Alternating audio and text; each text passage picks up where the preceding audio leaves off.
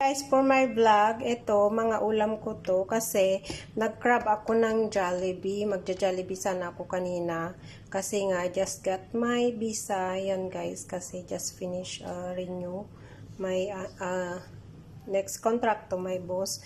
Pero, ito na lang yung binili ko guys, yung pan Jollibee ko na $60. Ito na lang. So, ito, pork ito guys, fresh pork, isang plate, $25.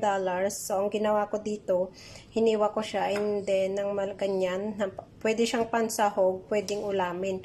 Niluto ko lang siya sa salt and water guys, and then, until nag-oily na, lumabas yung oil. And then, ito naman is galunggong, pritong galunggong, $10. And then, itong labong ito guys, tapos ko na siyang naluto. Ayan, ano to, $15 guys.